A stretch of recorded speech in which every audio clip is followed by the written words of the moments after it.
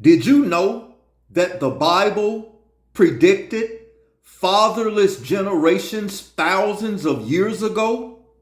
In the book of Deuteronomy, chapter 28, verse 54, it was prophesied and it stated that a man would turn against his own family and even abandon his own children. Then in the book of Isaiah chapter 3, it said that children would be ruling over the families and that they would be oppressing society. Then in the final prophecy in the book of Malachi chapter 4, verse 6, it warns that if the fathers do not return to their children, that the entire earth or world would remain under a biblical curse because of the fatherless homes. Tonight, we're going to deal with a topic that many people are afraid to speak about, but the Bible speaks about it clearly. Why are so many homes fatherless? Why are so many children growing up without protection, without discipline, without guidance, and without the love of their father? Why do we see rising violence, broken homes, confusion, entire generations struggling? The world says that this is social or economics or political, but the Bible says something totally different. The scriptures show that the fatherless homes were actually prophesied and a part of the curse upon a disobedient nation. And what's even more powerful, the final prophecy before the coming of the Creator, Yahuwah Elohim, warns that the hearts of the father must return to their children or the earth will remain under a curse. Tonight we are going to examine this and see what the scripture actually teaches. When fathers disappear, nations collapse. So let us go to the scriptures to examine this. You see, family, Elder O and Psalms 85:11 ministries are going to expose the tactics of Satan, the devil, Slewfoot. This is one of Satan's greatest strategies. If you want to destroy a nation, you would not start with an army. You would not start with economics. You would start with the removal of the father from the families. And within one generation, discipline disappears, identity disappears, protection disappears. This is why throughout history, we always see Satan attempt to attack the family structure before the collapse of a civilization. Oh, we're going into deep waters in tonight's lesson, family, and I have a host of clips that I am going to share throughout the entirety of this lesson. So please stay tuned. Did you know, family, that America has the largest amount of single mothers on this planet? That's right. This nation, America that is, makes up less than 5% of the total population of planet Earth. Yet, America alone has the largest amount of single mothers on planet Earth, even though we make up 5% of the world's total population. So according to Malachi 4:6, there is a curse upon this nation because of fatherless homes. I have more stats that I would like to share with you before we begin tonight's lesson.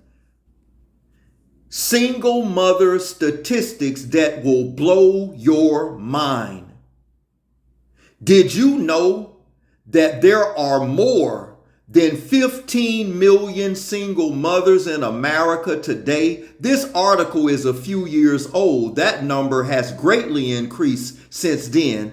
Or that they are currently raising more than 22 million of America's youth. In 2019, as you see, this was several years ago, 15.6 million households in the United States were led or headed by single mothers, which is 3 times the number from 1960, when 25% of the families were headed by a single parent, and 80% of single parent headed homes are moms or mothers.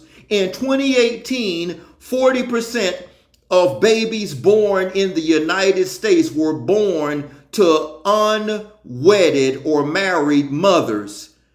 15.6 million children living in single mother-led households. The single mother ethnicity statistics show that the majority, 61%, 5,362,000 of the single mothers being white or classified as white, and 31%, 2,682,000 are melanated, classified as black. Then you see there 240% are classified as 240,000, are classified as Hispanic, and 5% are classified as Asian. So there is an epidemic that is going on in America and the islands of the seas. Oh, we're going to get into some powerful scriptures and video clips tonight, just laying a little foundation. Fatherlessness is destroying our country. Children from broken homes are 3 times more likely to suffer from mental health problems.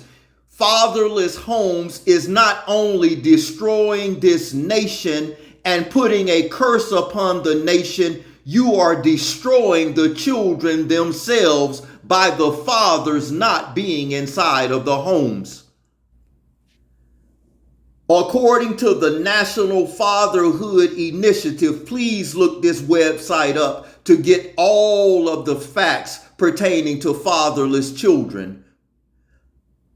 Facts just stated: women with absent fathers are more likely to have children with absent fathers. And the same thing with men. Men with absent fathers are more likely to become absent fathers themselves. The Bible calls this a generational curse that is passed down from one generation to the next to the next. We must break this curse off of our nation. We must break this curse off of our families. Fatherless homes are under a curse as well as the nation. And we're going to prove this tonight with powerful scriptures and video clips. Let us start out this evening's lesson in the book of Deuteronomy, chapter 28, around verse 15. Book of Deuteronomy, chapter 28, verse 15. Read along with me, family. But it shall come to pass, if thou wilt not hearken, Shema, listen unto the voice of Yahuwah thy Elohim, to observe to do all his commandments and his statutes, which I command thee this day, that all these curses shall come upon thee and overtake thee. Cursed shalt thou be in the city, and cursed shalt thou be in the field. Cursed shall be thy basket and thy store. Cursed shall be the fruit of thy body. What is that? Your children. And the fruit of thy land, the increase of thine kind, and the flocks of thy sheep. Cursed shalt thou be when thou comest in, and cursed shalt thou be when thou goest out. When Yahuwah shall send upon you cursing, vexation, and rebuke in all that thou settest thy hand unfor to do, until thou be destroyed, and until thou perish quickly because of the wickedness of thy doings, wherefore thou hast forsaken me. Look at this same chapter dealing with the fathers leaving the children. Deuteronomy or Devarim chapter 28. Let us pick it up at verse 54. Listen. So that the man that is tender among you and very delicate, his eye shall be evil toward his brother, and toward the wife of his bosom, and toward the remnant of his children, which he shall leave. Fatherless homes are under a curse. Same chapter, let's skip down and look at verse 56 pertaining to the woman. Did you know that 75 to 80% of all divorces are initiated by the woman? And America has the largest amount of single mothers on planet Earth? Look at verse 56. Read along with me. The tender and delicate woman among you, which would not adventure to set the sole of her feet upon the ground for delicateness and tenderness, her eye shall be evil toward the husband of her bosom, and toward her son, and toward her daughter, and toward her young one that cometh out from between her feet, and toward her children which she shall bear, for she shall eat them for want of all things secretly in the siege and straitness, wherewith thine enemy shall distress thee in thy gates. If thou wilt not observe to do all the words of this law that are written in this book, that thou mightest fear this glorious and fearful name, Yahuwah thy Elohim, then Yahuwah will make thy plagues wonderful, and the plagues of thy seed even great plagues, and of long continuousness, and sore sickness, and of long continuousness. You would not believe the rate of infectious diseases that are spreading amongst the community. The HIV rate is at an alarming rate because of all of this pillar to pole, which was never supposed to be. Moreover, he will bring upon thee all the diseases of Egypt or Mitzrayim. This is spiritual Egypt, which thou was afraid of, and they shall cleave unto thee.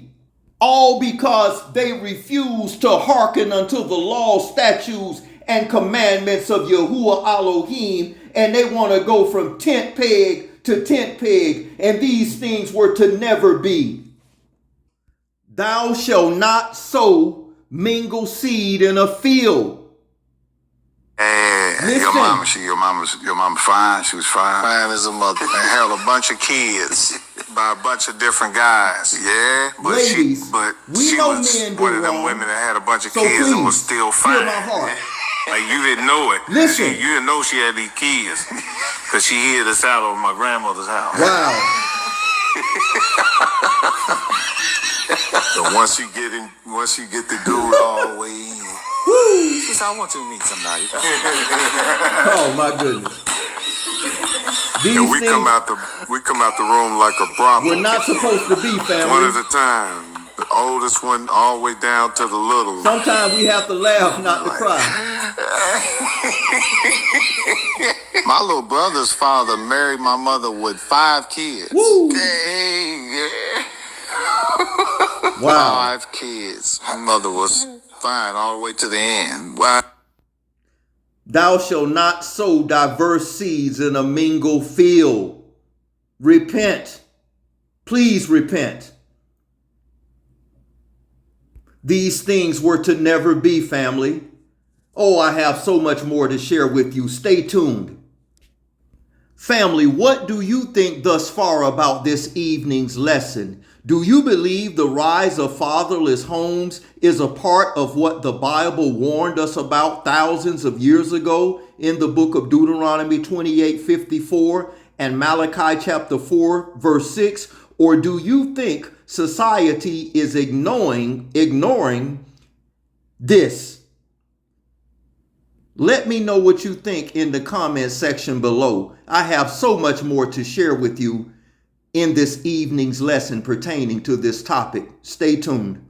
Let us go to the book of 2 Corinthians chapter 11 verse 2. For I am jealous over you with the jealousy of Yahuwah, for I have espoused you to one husband, that I may present you as a chaste virgin unto Messiah. All women were to have one husband. Book of Malachi, chapter 2.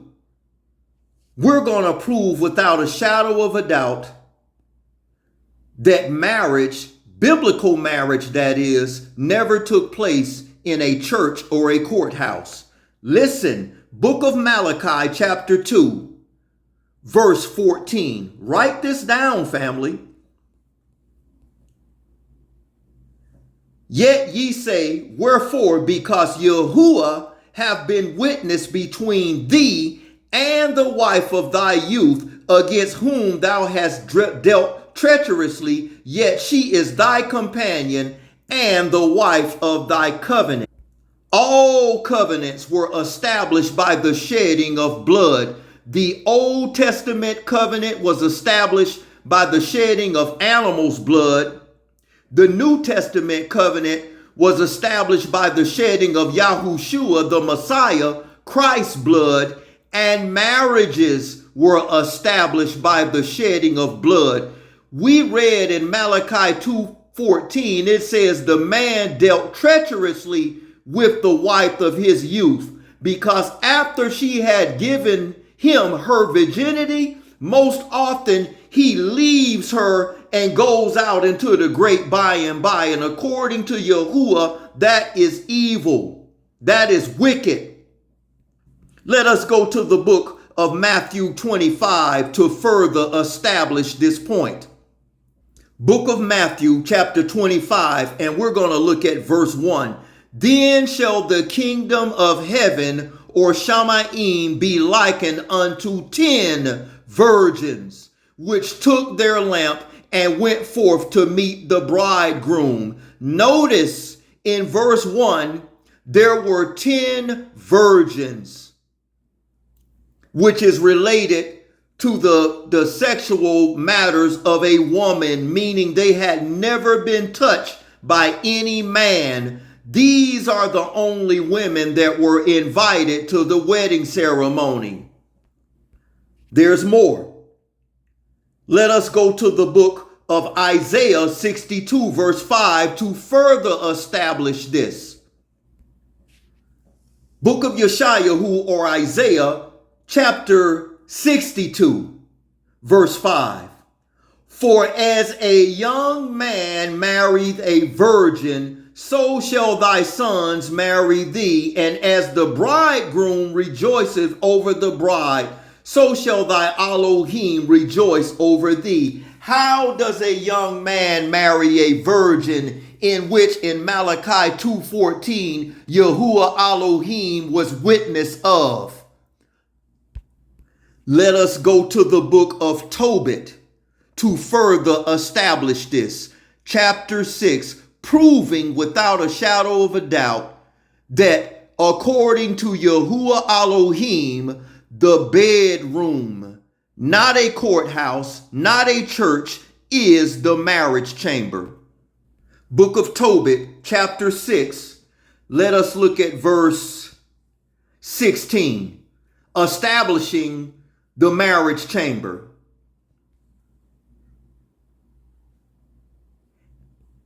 Verse 16 of Tobit chapter 6. And when thou shalt come into the marriage chamber, thou shalt take the ashes of perfume and lay upon them some of the heart and liver of the fish, which shall make a smoke with it. So the marriage chamber is the bedroom in which they got married in. Let us further prove this with more scripture. Let us go to the book of Tobit, chapter 8, further proving this.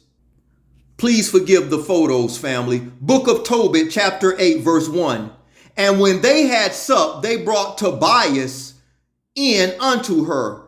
And as he went, he remembered the words of Raphael, and took the ashes of the perfume, and put the heart and the liver of the fish thereupon, and made a smoke therewith. That fish is the mighty mangar fish of the Euphrates River, which is a galanos fish only found in the Euphrates River. Verse 3. The which the smell, when the evil spirit had smelled it, he fled into the uttermost parts of Egypt, and the Malachim or angel bound him. And after they were both shut in together, Tobias rose up out of the bed, which is the marriage chamber, listen, and said, Sister, arise, and let us palau, that Yahuwah would have pity on us. Then began Tobias to say, Baruch art thou, O Yahuwah, our fathers, and Baruch is thy Kadosh and glorious name forever. Let the heavens Baruch thee and all thy creatures. Then thou madest Adam and gavest him Eve, his wife, for an helper, and stay of them came mankind, has said, it is not good that man should be alone. Let us make unto him a aid like unto himself. And it is truly not good for any man to be alone. And now, O Yahuwah, I take not this my sister for lust, but uprightly, therefore mercifully ordain that we may become aged together. You see, so he not taking her just for lust, just to lay down with her. He's petitioning and plowing to the Creator that once this covenant is made, that they will stay together for life. He didn't take her for lust. Look at what she said in verse 8. And she said, Amen. So they slept both that night, and Raguel arose and went and made a grave. That was her father, family, saying, I fear lest he also be dead. So when Raguel was coming to his house, he said unto his wife Edna, those are Sarah's parents, into whom Tobias is marrying in the bedroom. Send one of the maids and let us see whether he be alive. If he be not, that we may bury him, and no man know it. So the maid opened the door and went in and found them both asleep, and came forth and told them that he was alive. Then Raguel praised Yahuwah and said, O Yahuwah, thou art worthy to be praised with all pure and Kadosh praise. Let therefore the saints praise thee with all thy creatures, and let all thy angels or Malachim and the elect praise thee forever. Thou art to be praised, for thou hast made me joyful, and thou hast not come to me which I suspected, but thou hast dealt with us according to thy great mercy. Thou art to be praised, because thou hast had mercy of two that were only begotten children of their fathers. Grant them mercy, O Yahuwah. Finish their life in health with joy and mercy. Then Raguel bade his servants to fill the grave, and he kept the wedding feast 14 days. You see, they got married in the bedroom when he went in unto her and broke her hymen. She became his wife. Marriage is a blood covenant. And the so-called wedding where you do the cake and the rice and all of this and that, that's a formality. That's an outward celebration. The true marriage took place in the bedroom. Let's prove this even more. We're going to prove why the curse is upon the earth, because the children of Elohim have been disobedient unto him. Let us go to the book of Deuteronomy, chapter 22. Deuteronomy 22, verse 13. Regulations for sexual purity. Suppose a man marries a woman, but after sleeping with her, he turns against her and publicly accuses her of shameful conduct, saying, when I married this woman, I discovered she was not a virgin. Then the woman's father and mother must bring forth the proof of her virginity to the elders as they hold a court at the town gate. Her father must say to them, I gave my daughter to this man to be a wife. Now he has turned against her. He has accused her of shameful conduct, saying, I discovered that your daughter was not a virgin. It is shameful in these modern day times. 97, almost 98% of all women, especially in the Western Hemisphere and the islands of the seas, are not virgins on their wedding night.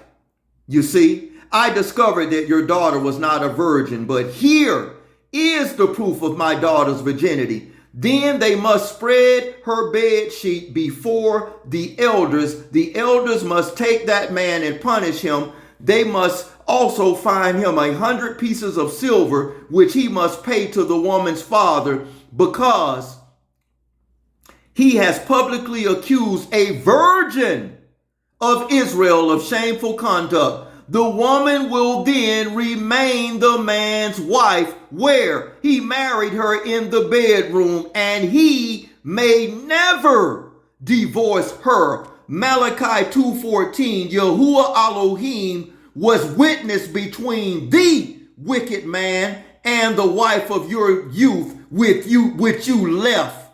Just slept with her and threw her away as if she nothing. Now she's out here the world, pillar and pole, possibly having children from multiple men. And even if she didn't have children from multiple men, she's been with a multitude of men in her life. You caused this woman to do that because you broke your covenant with her.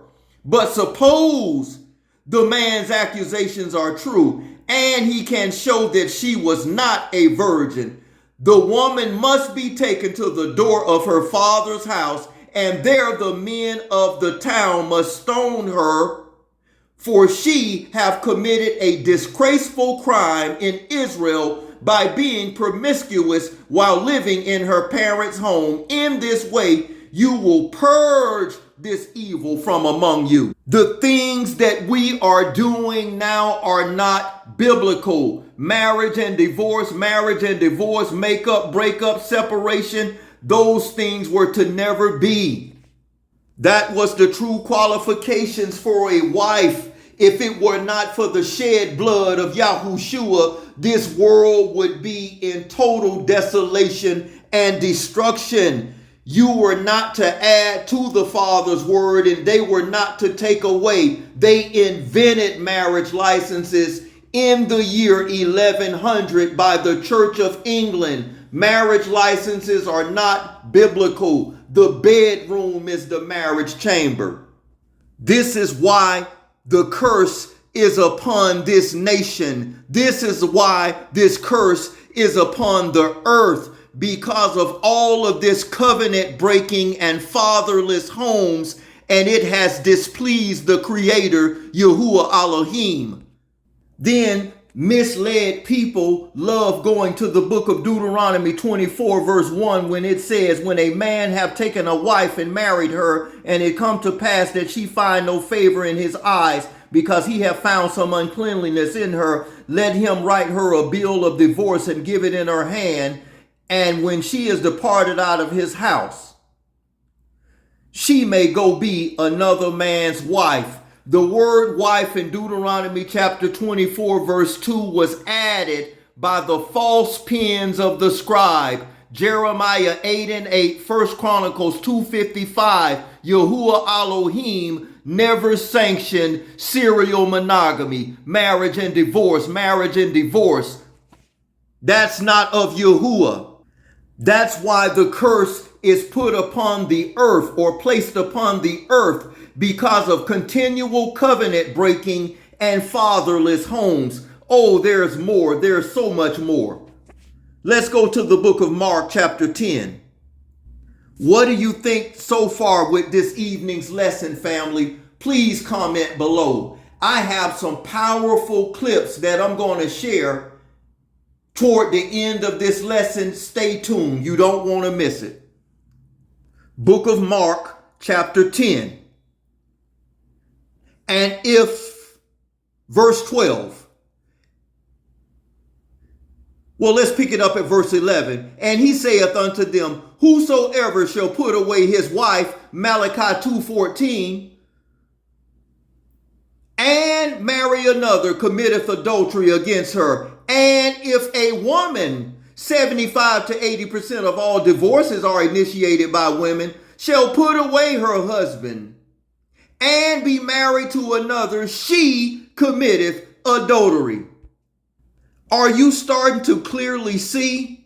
While the curse is put upon this nation, is put upon the earth because of continual covenant breaking, comment below respectfully.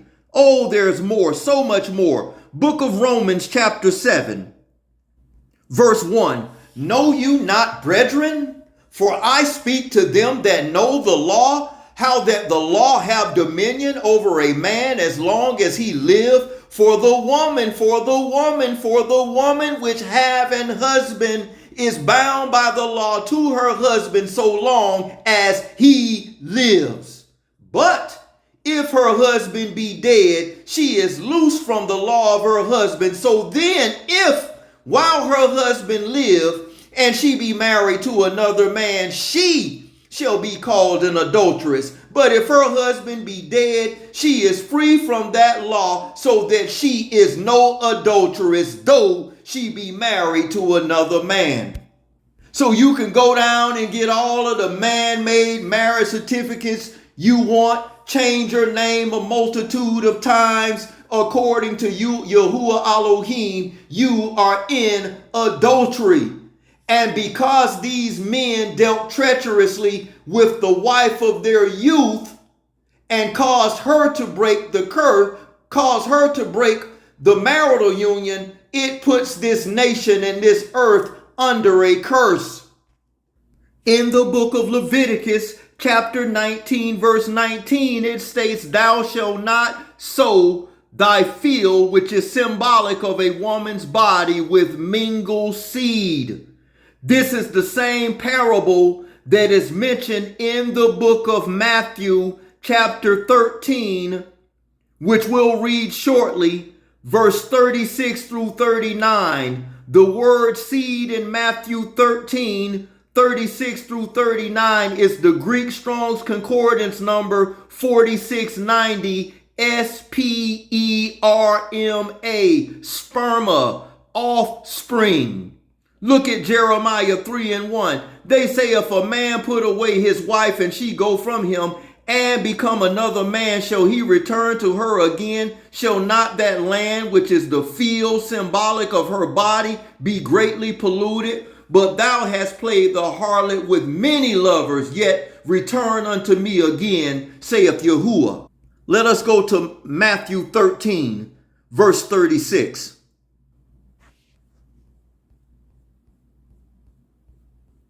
And we're going to read down to verse 39. Read along with me, family. Then Yahushua sent the multitude away and went into the house, and his disciples came unto him again, saying, declare unto us the parable of the tares of the field. And he answered and said unto them, he that soweth the good seed is the Son of Man. That word seed is Greek Strong's Concordance number 4690, sperma. He which soweth the good seed is the Son of Man. The field is the world. And the good seed are the children of the kingdom. What is this talking about? Adam and Eve, what happened in the garden. But the tares are of the wicked one. The enemy that sowed them is the devil. The harvest is the end of the age, and the reapers are the angels. All of this marriage and divorce, makeup, breakup, separation is causing a curse upon the earth because you are continual covenant breakers. Repent, for the kingdom of Yahuwah Elohim is at hand. Let us go to the book of Hosea, chapter 4. And let's pick this up, family, at verse 6. I have some powerful clips. Stay tuned, laying a little foundation before I show some clips that are going to shock many of you. Respectfully, my people are destroyed for lack of knowledge. Verse 6. Because thou hast rejected knowledge, I will also reject thee, that thou shalt be no priest. Seeing that thou hast forgotten the law of Yahuwah thy Elohim, I will also forget thee. Marriage and divorce, makeup, breaking. You are covenant breakers, therefore the curse is poured upon the earth. As they were increased, so they sinned against me. Therefore will I change their glory into shame. They eat up the sin of my people and set their heart on their iniquity. And there shall be like the people priests, and I will punish them for their ways and reward them for their doings. For they shall eat and not have enough. They shall commit whoredom and shall not increase, because they have left off to take heed to Yahuwah. Whoredom and new wine take away the heart. My people ask counsel at their stocks, and their staff declare unto them. For the spirit of whoredoms have caused them to err, and they have gone a whoring from under Elohim. They sacrifice upon the tops of mountains and burn incense upon the hills, under oaks and poplars, elms, because the shadow thereof is good. Therefore, listen to verse 13. This is part of the curse that is poured upon the earth.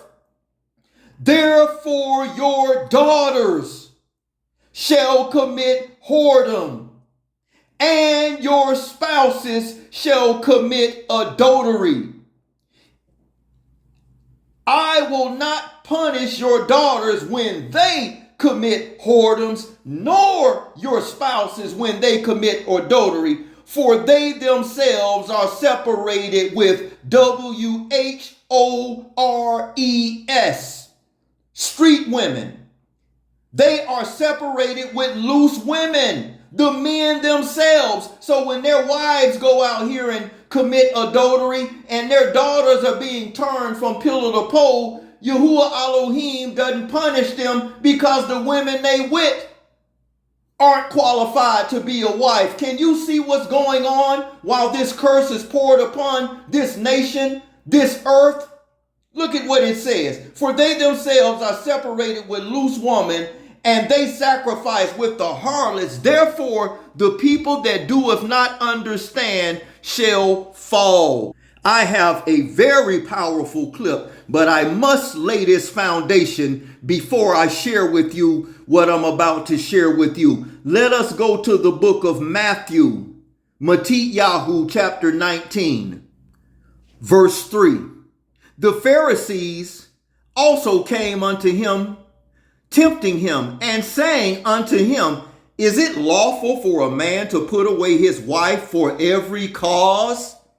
And he answered and said unto them, Have ye not read that which he made them at the beginning, made them male and female, and said, For this cause shall a man leave father and mother, and shall cleave to his wife, and they twain or two shall be one flesh.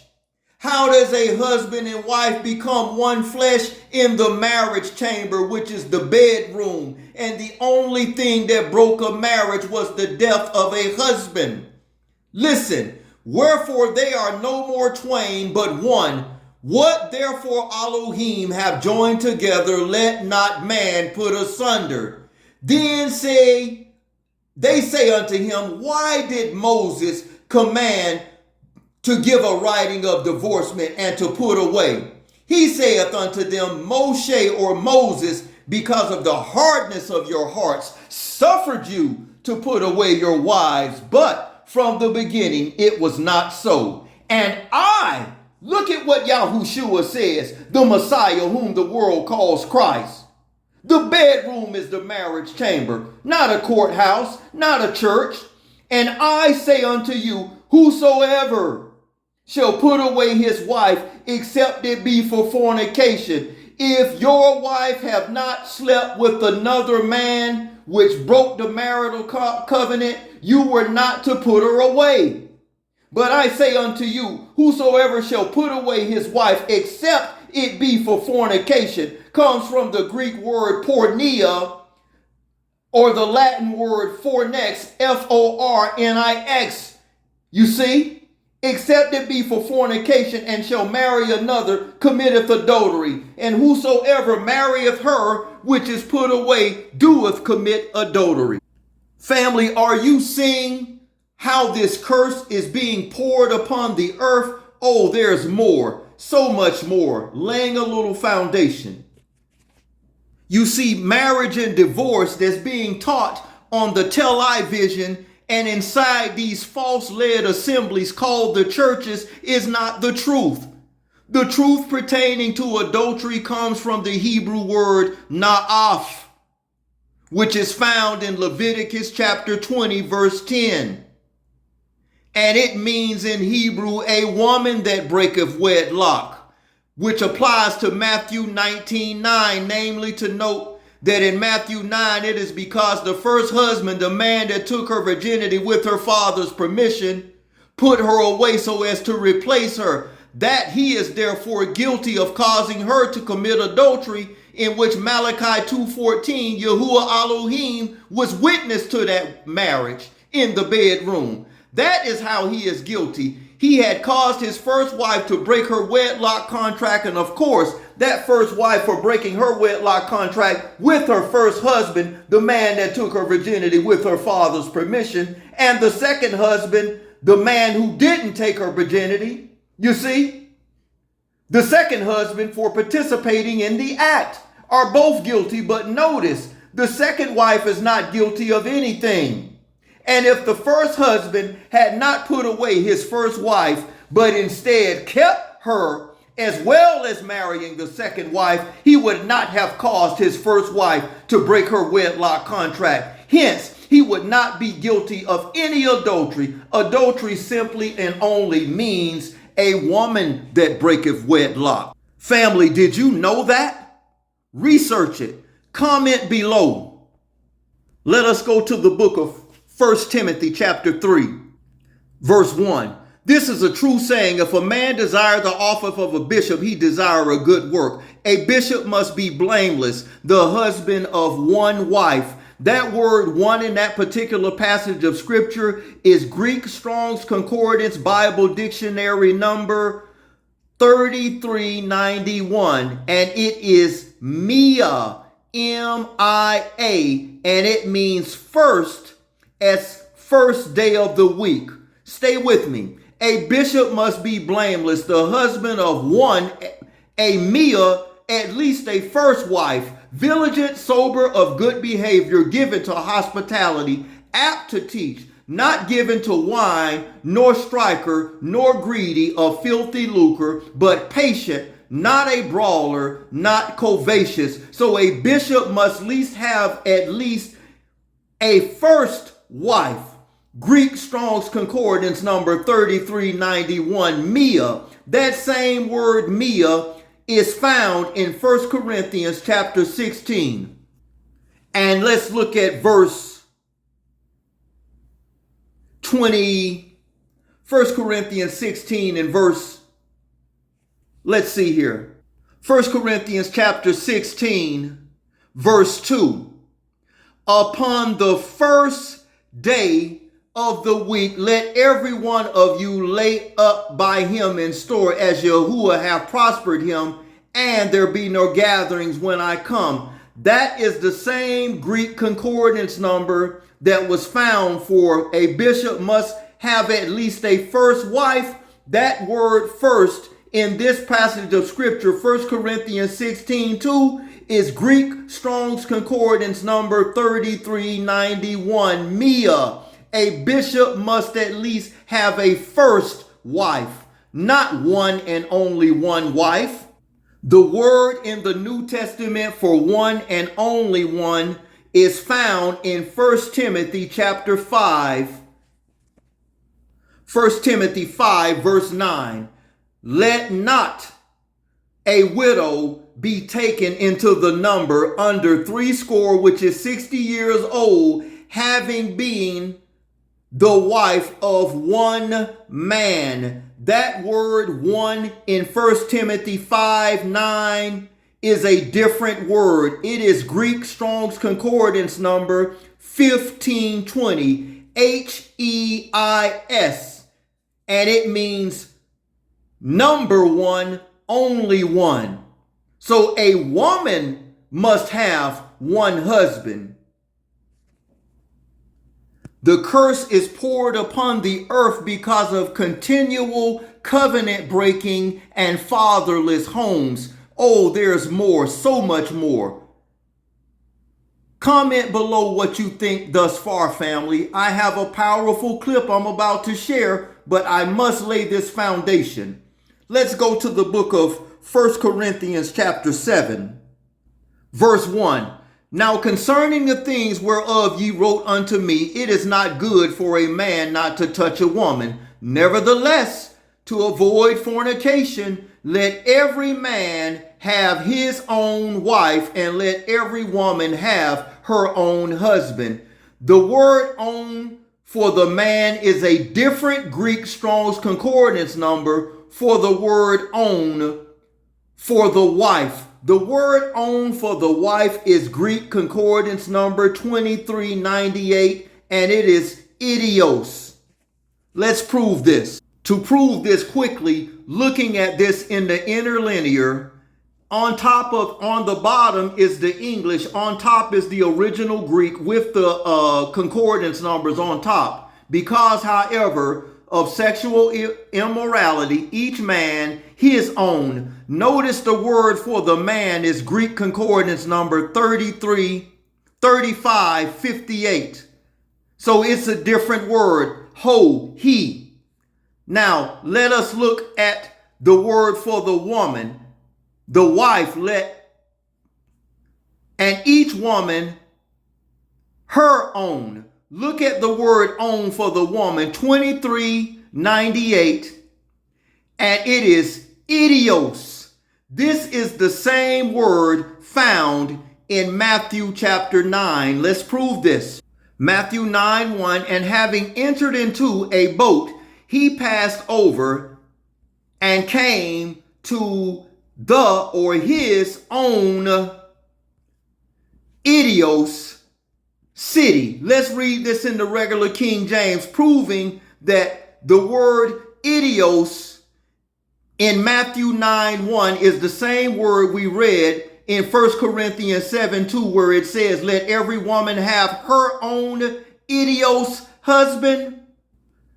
Regular King James, restored name King James Version. And he entered into a ship and passed over and came into his own idios city. So in the New Testament, where it says, let every woman have her own idios husband, it is communal, meaning to be shared. That's why the fatherless home epidemic is so great in this nation and the islands of the seas. That's why it's a multitude of fatherless homes.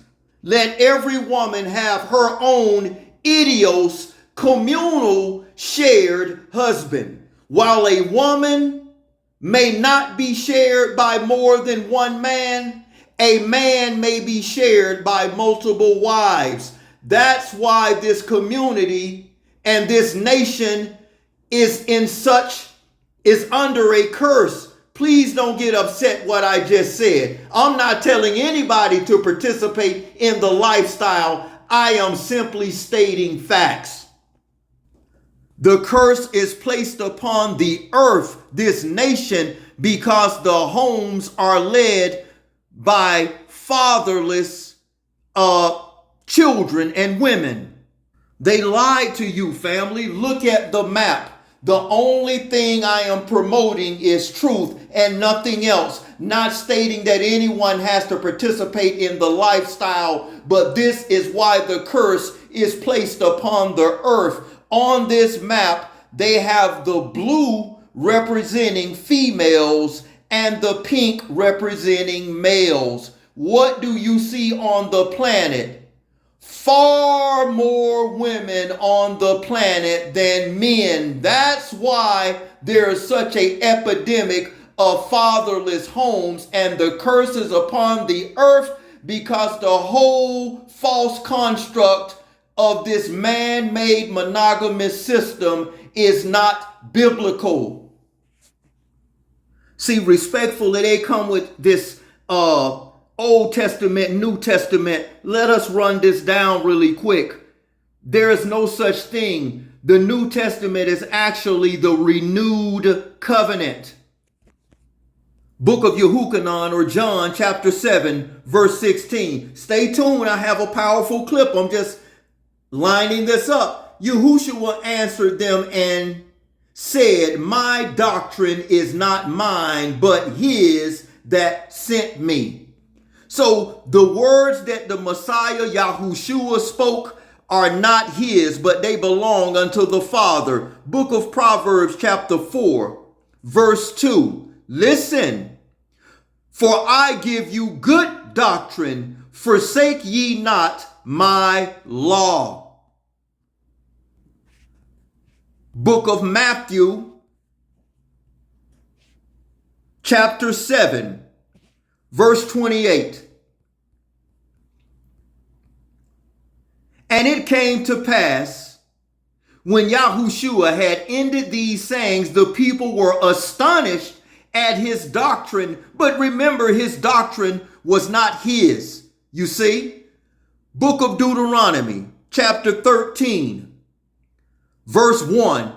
If there rise among you a prophet or a dreamer of dreams, and giveth thee a sign or a wonder, and the sign or the wonder come to pass, whereof he spake unto thee, saying, let us go after other Elohim which thou hast not known, and let us serve them, thou shalt not hearken at all. Thou shalt not hearken unto the words of that prophet or that dreamer of dreams. For Yahuwah your Elohim proveth you to know whether ye will love Yahuwah your Elohim with all your heart and all your soul. Ye shall walk after Yahuwah your Elohim, and fear him, and keep his commandments, and obey his voice, and ye shall serve him and cleave unto him. Verse 5, and that prophet or dreamer of dreams shall be put to deletion, because he hath spoken to you away, to turn you away from Yahuwah your Elohim. Yahushua, the Messiah, Christ's doctrine was not his. His doctrine came directly from the Father. The words that he spoke were from the Creator. But what the translators did when they translated the scriptures from the original Abari and Koine Greek, they translated it in a fashion to fit their unclean lifestyle. Yahushua, the Messiah, Christ's doctrine was not his. You see, it says, that dreamer shall be put to deletion, because he hath spoken to turn you away from Yahuwah your Elohim, which brought you out of the land of Mitzrayim, and redeemed you out of the house of bondage, and thrust thee out of the way which Yahuwah thy Elohim commanded thee to walk in. So thou shalt put away evil from the midst of thee. Book of Matthew. Oh, I have a powerful clip. I have to lay this foundation. I won't hold you too much longer. Book of Matthew chapter 5, verse 17. Think not that I am come to destroy the law. What law? The law of Yahuwah Elohim. Yahushua, the Messiah Christ, did not come to destroy the Father's law. Or the prophets. I am not come to destroy, but to fulfill. For verily I say unto you, till heaven and earth pass, not one jot, not one tittle shall in no wise pass from the law, till all be fulfilled. Whosoever shall therefore shall break one of the least, there is no least commandment, family, and shall teach men so, he shall be called least in the kingdom of heaven. But whosoever shall do and teach them, the same shall be called great in the kingdom of heaven. Yahushua's doctrine was not his, but the Father's. Book of Luke, chapter 22, verse 20. Likewise also the cup after supper, saying, this is the cup in the New Testament in my blood, which is shed for you. This is a renewed covenant. You see? Book of Hebrews, chapter 8, verse 13. In that he saith, a new covenant he made first old, now that he decayeth and waxeth old, is ready to vanish. So the covenant that he made was right here in verse 10. For this is the covenant that I will make with the house of Israel, not the church, not the world, not saying all people can be saved, but the covenant was given to the children of Israel, and the other nations are grafted in to the Israelite covenant. You see? For this is the covenant that I make with the house of Israel after those days, saith Yahuwah. I will put my laws into their mind and write them in their hearts, and I will be to them an Elohim, and they shall be to me a people, and they shall not teach every man his neighbor and every man his brother, saying, know Yahuwah, for all shall know me, from the least to the great. So don't let these deceitful pastors mislead you. You see, it's a renewed covenant. Let's go to the book of 1 Corinthians chapter 6. And then after we read a few more passages, I'm going to share a powerful clip with you. 1 Corinthians 7:1. Now concerning the things whereof ye wrote unto me, it is good for a man not to touch a woman. Nevertheless, to avoid fornication, let every man have his own wife, and let every woman have her own idios, communal, shared husband. Let the husband render unto the wife due benevolence, and likewise also unto the wife, meaning do not hold back on one another, as husbands and wife in the bedroom. The wife have not power of her body, but the husband, and likewise also the husband have not power of his own body, but the wife. Defraud ye not one another, except it be with consent, for a time that ye may give yourselves to fasting and plowing, come together again, that Satan tempt you not for your inconsistencies. So ladies, you should not weaponize your bodies against your husband, or you are opening up the floodgates for Satan to attack your marriage and your lives. There's more. This same chapter, look at verse 10. And unto the married I command, yet not I, but Yahuwah, let not, ladies, the wife depart from her husband. 75 to 80% of all divorces in marriages are initiated by the women. And I'm not saying men don't do wrong, but men are always painted in a negative light. That's why it says, under the witness of 2 or 3 shall every matter be established. You can't just respectfully go off of a sob story of what the women are saying. And I'm not saying that some of them are not telling the truth. But if there are millions upon millions of more women on the earth than men, you separate and leave your husband, and then he go start another family. And this is the same man that you painted in a bad light, but yet he done started a family with a whole nother woman, which that was not supposed to be. Can you see how the curse is being perpetuated? It says, let not the wife depart from her husband, but, and if she depart, let her, not him, let her remain unmarried or be reconciled back to her husband, and let not the husband put away his wife. That stipulation in verse 11 was given to the woman. It says, let her remain unmarried, not get no sneaky link, no side, this and that. No, you were to remain unmarried, untouched, or go back to your husbands. That stipulation and commandment in verse 11 was given to the woman. It was not given to the man. How do we know that? Look at what Apostle Paul says in this same chapter, verse 28, pertaining to the man. But if thou marry, thou hast not sinned, and if a virgin marry, she has not sinned. Nevertheless, such shall have trouble in the flesh, but I spare you. Marriage is work. You don't throw in the towel. You're going to have your ups and downs. That's what Apostle Paul said in the ending of verse 28. You shall have trouble in the flesh. Marriages sometimes get rocky. Pause, learn to control your tongue, sit down and talk it out, work it out. But in verse 28 to the man, he could get another wife if his wife had departed him.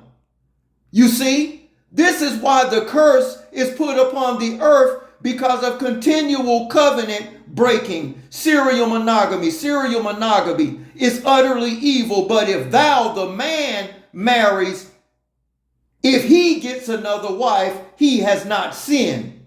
But if she go get another man while her husband is alive, she sins. How can we prove this? Same chapter, verse 39. The wife is bound by the law as long as her husband lives. But if her husband be dead, she is at liberty to be married to whom she will, only in the faith. Covenant breaking places a curse upon the family. It places a curse upon the nation. There's more. Book of Exodus, chapter 21. Exodus 21, verse 10. If he take him another wife, her food, her raiment, her duty of marriage shall he not diminish. The only thing I'm promoting is the truth. If you are with a man whom you call your husband and he had children before you, according to the truth that you're learning tonight, he already had another wife. And you are the second or the third. This is why the curse is placed upon the earth, because of continual covenant breaking in marriages and fatherless homes. The only thing I am promoting is the truth, not saying anyone has to participate in it. But this is why the curse is placed upon the marriages, the world, and the earth, because of fatherless homes and continual covenant breaking. Book of Deuteronomy, chapter 21, verse 15. If a man have two wives. You see, the word wife in the original Abari or Hebrew was Isha. In the Greek, it was Gune, and it means woman, my woman of the covenant. The word wife was not in the original Abari Hebrew or Koine Greek manuscripts. So when a man says, this is my Isha, this is my Gune, this is my woman of the covenant, That's what it means, whether it's singular or plural. Thou shalt not add to, neither take away from the word. If a man have two wives, one beloved and the other hated, and they have borne him children, both the beloved and the hated, and if the firstborn be son of hers that was hated, then it shall be when he maketh his sons to inherit that which he have, that he may not make the son of the beloved, the second wife who he now with, it says that he may not make the son of the beloved firstborn before the son of the hated, which indeed is the firstborn, but he shall acknowledge the son of the hated for the firstborn by giving him a double portion of all that he have, for he is the beginning of his strength. The right of the firstborn is his. So what that law stipulates is that a man cannot mistreat his first wife or his first children just because he have gotten another. As a matter of fact, he's supposed to give the first even more. You see how the laws of Yahuwah Elohim is righteous and keeps everything in perspective? Did you know, family, prior to the creation and the invention of America's assistance system, that the melanated, so-called black, really different shades of brown, had the most successful marriages out of all races in America and possibly the planet? Look this up for yourselves. This is from the Institute of Family Studies. It is important to realize that things were not always so. The melanated so-called black family provides the stark example. From 1890 to 1950. Melanated women had a higher rate of marriage than white women, and they still do until this very day. And in 1950, just 9% of black children lived without a father. By the 1960s, the marriage rate had declined but remained close to the white marriage. In other words, you see it there. Go look this article up and this website in your spare time. And right before I share this clip, let me share another stat with you. According to 2013, the CDC National Health Statistics Report found that black melanated fathers, both cohabitating and non-residential, are generally more involved in their children's daily lives compared to their white and Hispanic counterparts, including activities like bathing, feeding, playing with them, and reading to their children. So according to the CDC, the melanated so-called black man is still the best father out there in spite of this broken society and the curse that has been placed upon this nation and earth because of fatherless homes. Now that I've laid the foundation, let me share with you this powerful video clip. Comment in the section below and let me know what you think, not only about this clip, but this lesson. Stay tuned.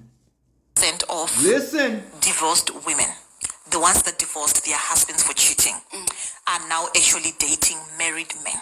Their husbands for cheating are now side chicks to married men. I can't switch the fact that we're only attracted to 20% of men. Okay, I can't change that. I can't change the fact that half of women, by 2030, this is 6 years away, half of women are going to be single and childless. This was a study done by bankers, not people that have a political agenda. So if you're married, women are going to be fighting for whoever you got. Ooh. They're going to be, and the women already do that. Yes. Women want to be. You know, I always say that if we banned side chicks, if we made it illegal or something, the first people that would complain are women. Fornication Study and adultery predicted that is 45% sin. of women between the ages of 25 to 44 will be single and childless by 2030. What does that say to you? What's sold to you by media, Listen. by religion, Disney is not really what you get. It's fairy tale. And Marriage that's is why work. women, It's for the most part, get into relationships. It's because of what they were sold. And then when they get into the situation of a relationship or a marriage and they realize none of the things that they were sold is actually factual, they want to leave. Wow. And that's why I think 70%, I think it's 70%, maybe it's higher now, 70% of divorces are initiated by women because they are the ones who are unhappy because it doesn't benefit women to be married or to be in a relationship. It benefits men. That's why they want to stay. Help us, Father. Told you. This is going to be a good one.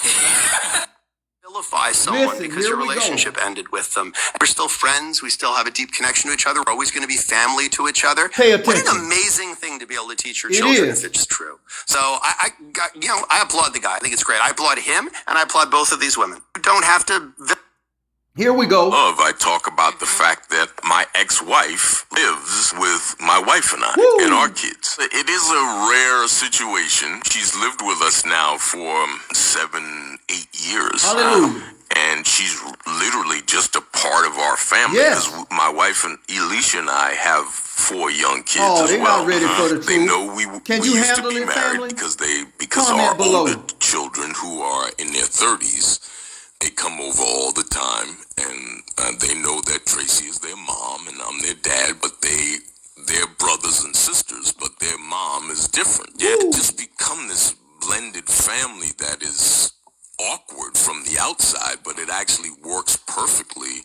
On Black Love, I talked separated from my first marriage. I had 4 kids already, and I was like, no way am I doing that again. No way. Right. And I made it clear, I was like, if you want to have fun, cool, let's have fun. But, no, we don't promote fornication and adultery. And I was like, I already have my responsibilities. I'm taking care of them, this and that. I'm not, I know she's young. She was young, so there's no way you get serious and maybe married to someone that young without having more kids. And I was like, there's no way. Which is so silly because now I have twice what I had. In my house, I live. My wife lives. Fatherless homes are under a curse. And my ex-wife lives. Look at that. Beautiful. Normal. Yeah. But it works for us very well. And it's awesome. Galatians 4:16. And if you had asked me that, 15 years ago or even 10 years ago, I'd have been like, nah. But it runs so smoothly. Hallelujah. It's crazy. It's very odd. But with his work schedule and never knowing what's going to happen, when it's going to happen, where he's going to have to be.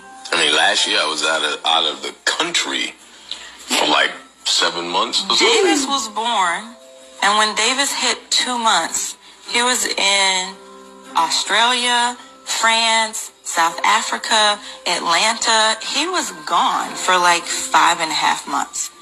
If Tracy hadn't been here, I would have died or killed one of my kids. I don't know, whichever one came first. There was no way I would have made it through that time without all her of the help family and the children are together. Happened. All of the children and the family are together. This is how you help remove the curse from the earth. Take care of your responsibility. Covenant breaking in the sight of Yahuwah Elohim is evil. It's detestable. Genesis 38 verse 2 NLT. There he saw a Canaanite woman, the daughter of Shua, and he married her when he slept with her. That is beautiful. The brother is helping remove the curse out of the earth. He have 2 Ishas, 2 Gunes that get along together. Both sets of his children all get along and they love one another, removing the curse off of their family, helping remove the curse off of this nation. Book of Malachi chapter 3 verse 6. For I am Yahuwah, I change not, therefore ye sons of Jacob are not consumed. 2 Chronicles chapter 24, verse 1. And Joash was 7 years old when he began to reign, and he reigned 40 years in Jerusalem. His mother name also was Zabiah of Beersheba. And Joash did that which was right in the sight of Yahuwah Elohim all the days of Jedediah the priest. And Jedediah took for him 2 wives, and he begot sons and daughters. So this was and is not a sin, and you are also helping remove the curse from the earth. As it states in Galatians 4:16, am I therefore become your enemy because I tell you the truth? Respectfully comment below. I know this is not what is being taught in your traditional churches. That's why ministries like this one exist, and mores such as myself have been called in these last days to bring the truth out of the earth, as mentioned in Psalms 85:11. Help break the curse. Fatherless homes and nations are under a curse. Then what they never talk about in marriages is that women in long-term monogamous marriages are less likely to lose interest in physical relations than men, and they get bored. So when they get bored, they create all type of havoc in the marriage and deliberately destroy the marriage covertly, just so they can go out into the world and ride the carousel of life.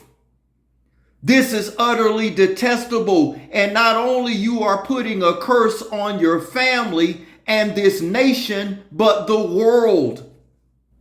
Help lift the curse off of your family. Help lift the curse off of this nation. Help lift the curse off of this world.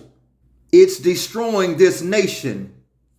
The only thing I am promoting is truth. Pause these and read them in your spare time. Study it out. Moshe, Abraham, and first thing people think that you have to be rich or this and that. That's not the truth. If you have 3 or 4 incomes coming into the same household, that takes a burden off of everyone. Study Gideon. He started off a poor man, but because of the assistance of his wives, he became very prosperous and rich. Study Gideon. And then look this up. 1 Corinthians 5:1, a son had fornicated with his wife. In 1 Corinthians 5:1, this does not refer to the man's mother. Indeed, the father's wife is a very specific term. Leviticus 18:8 refers to a father's wife specifically separated from mother. In the previous verse of Leviticus 18:7, note the nakedness of thy mother is referred to her own nakedness, while the nakedness of the father is referred to his father's nakedness. The same differentiation is observed in Deuteronomy 27, verse 20 and verse 16. In fact, what the fornicator had done per 1 Corinthians 5:1 was the same sin that Jacob's oldest son, Reuben, had done, as with Bilhah in Genesis 35, verse 2. Yes, Bilhah and Zilpah was Jacob's wives. See Genesis 37, verse 2. And Reuben's act of uncovering his father's nakedness by fornicating with his father's wife. Bilhah, Reuben lost his birthright, as mentioned in 1 Chronicles 5:1, revealed that this was because Reuben had defiled his father's bed. Indeed, the reference to the father's wife in 1 Corinthians 5 does reveal an actual man with more, the proper term is polygyny, identified in the New Testament. I am not saying that anyone has to participate in this, but now that you know the qualifications of a wife, and you know the curse is placed upon a family, a nation, this earth or this world because of fatherless homes, there is only one way to fix and correct this. And I just gave you a solution. Not the only solution, but a solution. Let every woman have her own idios communal husband. Support the ministry, family. Any love offering would be greatly appreciated. Book of Malachi chapter 4, verse 5 and 6. Behold, I will send you Eliyahu the prophet before the coming of the great and dreadful day of Yahuwah, and he will turn the hearts of the fathers to the children, and the hearts of the children to their fathers, lest I come and strike the earth with a curse. A fatherless home not only curses a family, it curses the nation, therefore it curses the world. Repent. Comment below, family. I would really like to know your opinions. Please keep the comments respectful. Father or grandfathers are not just providers. Fathers are protectors of the next generation. A father shapes identity, disciplines character, faith. When fathers stand up and take their rightful place, family, children grow stronger, families grow stronger, communities grow stronger, and nations grow stronger. That is why the enemy always attacks the father. But prophecy says the hearts of the fathers will return to their children, and when that happens, the curse begins to break off of your family and a nation. What do you think, family, thus far? Do you believe the rise of fatherless homes is a part of what the Bible warned us about? Comment below. Please begin to break this curse.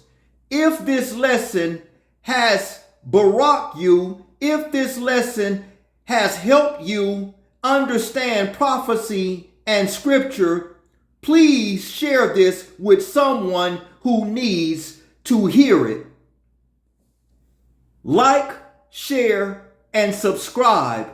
This is Psalms 85, Elder O, coming to you again where truth and prophecy meet. Shalom, much ahab, and much respect. Stay tuned for part 2 of this lesson soon to come. Lila Tov, much love, family. Shalom.